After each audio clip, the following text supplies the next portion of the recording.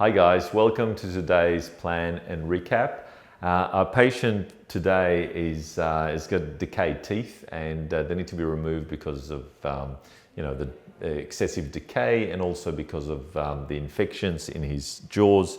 When we look at the case to start planning it for a full arch rehabilitation, the first thing we need to look at is the big wide smile and how much gum display is actually showing.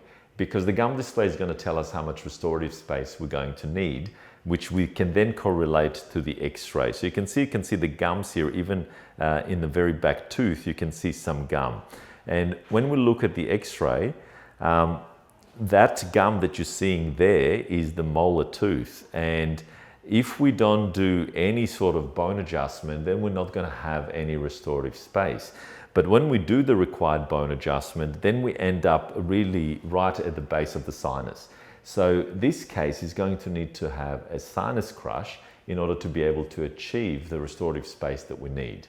Now, the one good thing that we have when we look at this x-ray is that when you look at the piriform area, he's got really nice piriforms. The triangular section here, the connection between the nasal floor and the sinus is excellent.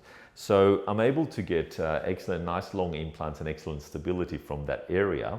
And if I add another midline implant, then perhaps we don't need any more. We can just use 5 implants to give us enough support for a full arch on the top, even though we're going to need to have a sinus crush in the back. But that's provided that I can get really good stability of the zygoma implant. There's no room here for a standard implant.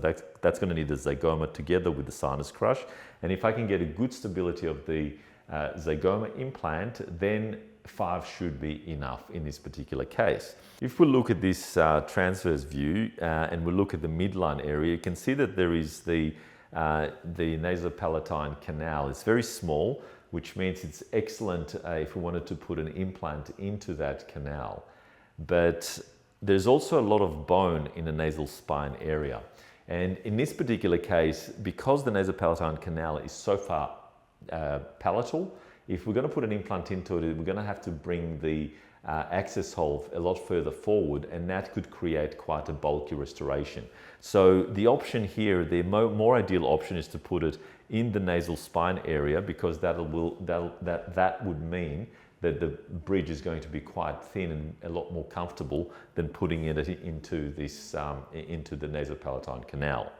So this is the x-ray of what I ended up doing, and as you can see, everything went to plan on the top. So we've got the zygoma implants, we've got the implants into the piriform triangle, and we've got the implant in the middle, which goes into the nasal spine. But you can also see an additional implant at the back here, which is the pterygoid implant. So if you think the reason that I've added this pterygoid implant was because I wasn't able to get the most ideal stability with the zygoma implant, especially because I also had to do a sinus crush. So the combination of the sinus crush and not getting the most ideal stability for that zygoma implant, that meant that I wanted to put an extra implant for additional support. The rest of it went to plan. The lower was just a standard all-on-4 restoration, and the patient, of course, got an amazing result, because when you start with such a bad condition, it's very easy to get a really good improvement. I always say that the best afters come from the worst befores. So this is one of those cases. I'll see you again next week.